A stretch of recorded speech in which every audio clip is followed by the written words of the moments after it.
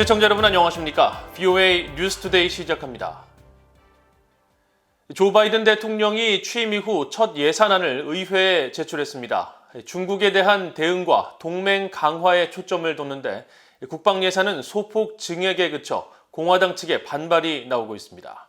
첫 소식 이조은 기자가 보도합니다. 조 바이든 대통령이 지난 9일 의회에 제출한 2022 회계연도 예산안입니다. 1조 5,224억 달러 규모로 2021 회계연도보다 8.4% 늘어난 금액을 요청했습니다. 교육 예산이 41%나 증가하고 기후변화 대응 같은 환경 보건 예산도 대폭 늘렸습니다. 반면에 전체 예산의 절반가량을 차지하는 국가 안보 지원을 위한 국방 예산은 7,530억 달러를 요청했는데 2021 회계연도 대비 증가율이 1.7%에 불과한 규모입니다.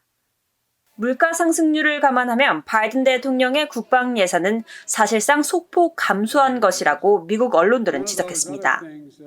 전임 트럼프 행정부가 매년 맞춰온 국방 예산 3%에서 5% 증액 기조와는 확연히 다릅니다.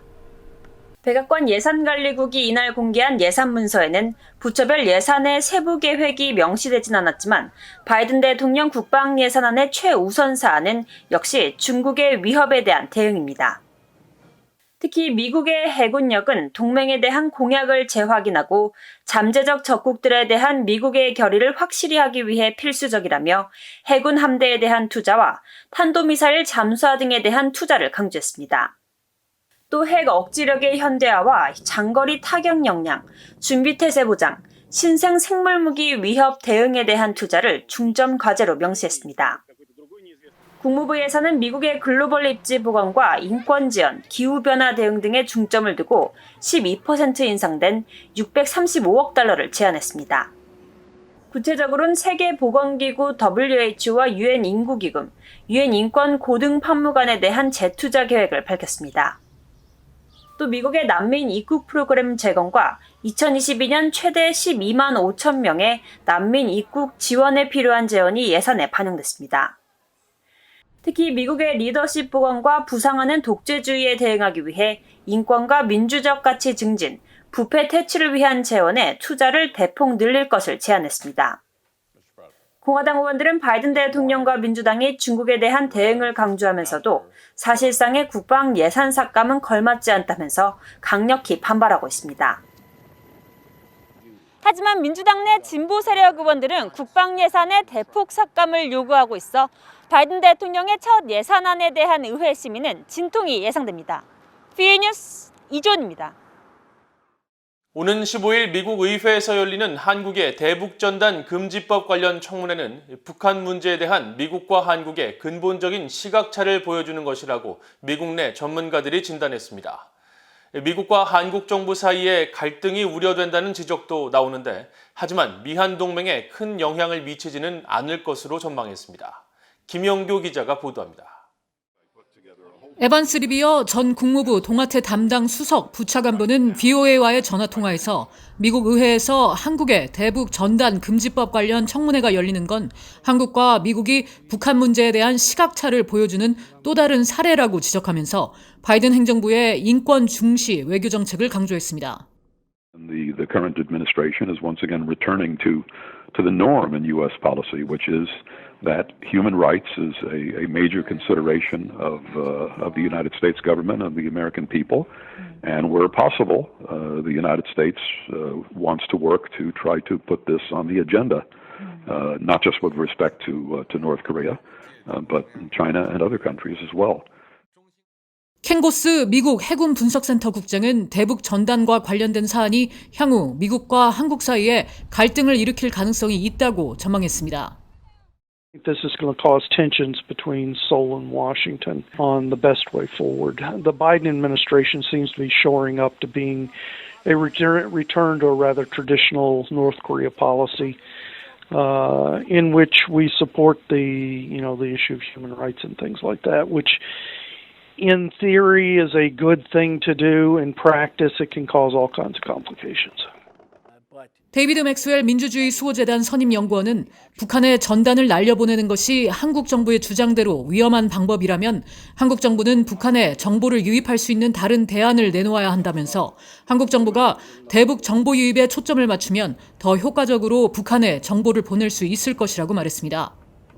마크 피츠패트릭 전 국무부 비확산 담당 부차관보는 이번 청문회는 미국 의회에 초당적인 우려가 반영됐다고 지적했습니다. 하지만 미한 동맹에 큰 영향을 미치지는 않을 것으로 내다봤습니다.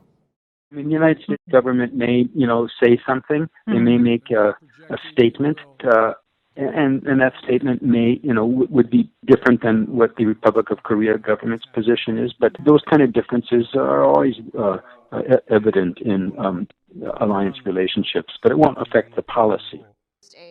랜드 연구소의 수기임 연구원은 바이든 행정부가 미한 양국이 눈에 띄게 이견을 나타내는 모습을 보이는 것을 피하기 위해 이 사안을 크게 만들고 싶어 하지 않을 것으로 봤습니다. 또 청문회는 내정 간섭이라고 언급한 통일부 장관 출신의 정세현 민주평화통일자문회의 수석부의장의 발언에 대해서는 한국 정부가 북한과 관련해 미국이 하려는 것에 대해 반대하는 측면이 있다는 것을 보여준다고 지적했습니다.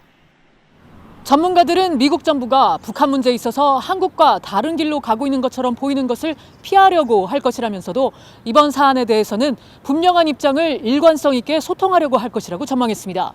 VOA 뉴스 김현규입니다.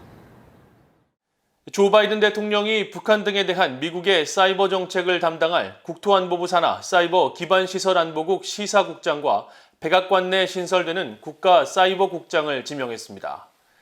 백악관은 12일 성명을 통해 미국의 사이버 안보 분야를 담당할 시사국장에 지난 오바마 행정부 시절 대통령 특별보좌관과 국가안보위원회 대테러 선임이사를 지낸 젠 이스털리 전 보좌관을 지명했다고 밝혔습니다. 이스털리 전 보좌관은 미국 육군사관학교 출신으로 육군에서 정보, 사이버 작전 분야에서 20년 이상 복무했으며 사이버 사령부 창설에도 핵심적인 역할을 했다고 백악관은 밝혔습니다. 한편 신설된 백악관 국가사이버국장직에는 크리스 잉글리스 전 국가안보국 NSA 부국장이 지명됐습니다. 잉글리스 전 부국장은 특히 북한의 해킹 능력과 관련해 국제사회의 제재로 고립된 북한에게 해킹은 거의 완벽한 무기가 됐다면서 북한의 사이버 전력을 절대 과소평가해서는 안 된다고 지난 2017년 뉴욕타임스와의 인터뷰를 통해 경고한 바 있습니다. 한국 정부가 북한에 남아있는 국군 포로 문제를 해결하기 위해서는 국제사회 공조를 통한 적극적인 대북 압박을 해야 한다는 지적이 나왔습니다. 한국국회 제1야당인 국민의힘 소속 조태용 의원은 12일 한국의 북한 인권단체인 물망초가 주최한 세미나에 참석해 국제 공조를 통한 전략적 접근과 압박은 북한에게 인권과 국군 포로 문제를 다루는 심리적인 부담을 느끼게 할 것이라며 북한이 국제규범을 준수하고 자정 노력을 할 수 있도록 한국 정부가 국제사회 여론을 주도하고 지속적인 주의 환기를 이끌어내야 한다고 강조했습니다. 그러면서 문재인 정부는 북한과 3차례 정상회담을 했지만 국군 포로 문제를 단 한 차례도 의제에 올리지 않았다면서 인권은 원칙의 문제인 만큼 한국 정부가 일관된 목소리를 내는 것이 중요하다고 지적했습니다. 함께 토론자로 나선 엄태섭 변호사도 이번 유엔 북한 인권 결의안에 국군 포로 송환 문제가 언급된 것은 국군 포로 송환을 위한 노력과 관심을 한국 정부에 촉구한 것이라며 국제사회가 북한의 규탄의 목소리를 높이고 있지만 한국 정부는 남북관계 복원을 이유로 소극적인 대응을 하고 있다고 비판했습니다. 김정은 북한 국무위원장이 최근 노동당 세포 비서대회 폐회사를 통해 고난의 행군을 결심했다고 말한 데 대해 한국과 미국 등 해외에 사는 탈북민들은 주민들의 희생을 강요하는 잔인한 범죄 행위라고 비난했습니다. 탈북민 출신 지성호 한국 국회의원과 탈북민들은 SNS 사회관계망 서비스와 유튜브 등을 통해 고난의 행군은 북한 주민들에게 사상 의지를 강조하는 정치적 구호가 아니라 최대 300만 명이 아사한 고통의 상처라며 김정은의 발언은 체제를 유지하기 위해 다시 주민들에게 희생을 강요하는 잔인한 범죄 행위라고 비판했습니다. 최근 영국 구의원 선거에 출마한 탈북민 출신 티머시 조 씨는 VOA에 김 위원장이 수많은 국가 재원을 주민이 아닌 무기 개발에 허비하면서 주민들에게 희생을 강요하고 있다며 탈북민들은 과거의 악몽이 주민들에게 재현될 수 있다는 우려로 분노와 눈물, 우울증까지 겪고 있다고 말했습니다. 미국에서 박사과정을 밟고 있는 탈북민 이성주 씨도 북한 지도부가 경제난 등 자신들의 실책을 외세의 탓으로 돌리기 위해 고난의 행군을 통해 결속을 외치고 있다면서, 그러나 많은 북한 주민들은 과거와 달리 북한 정권에 책임이 있다는 것을 알고 있기 때문에 역효과를 초래할 것이라고 지적했습니다. 중국 외교부가 2년간 공석이었던 한반도 사무특별대표에 류 샤오밍 전 영국 주재 중국 대사를 임명한 것은 한반도 문제에 대한 중국의 적극적인 역할 의지를 보인 것이지만, 북한 문제에 대해 중국이 얼마나 협력할지는 지켜봐야 한다고 미국 내 전문가들이 밝혔습니다. 패트리샤 김 미국 평화연구소 중국 담당 선임연구원은 12일 VOA에 중국이 2년간 공석이었던 한반도 사무특별대표를 임명한 것은 바이든 행정부가 북한 정책 검토를 마무리하고 동맹들과 향후 조치에 대한 조율을 강화하는 상황에서 중국도 한반도 문제에서 적극적인 역할을 하겠다는 신호를 보낸 것이라고 평가했습니다. 스콧 스나이더 미국 외교협회 미한 정책국장은 중국 정부가 바이든 행정부의 대북 정책 검토에 맞춰 새로운 특사를 임명한 점은 주목할 만하지만, 실제로 북한 문제에 있어 미국과 중국이 얼마나 더 협력할지는 지켜봐야 한다고 말했습니다. 이상으로 VOA 뉴스투데이를 모두 마칩니다. 시청해주신 여러분 고맙습니다.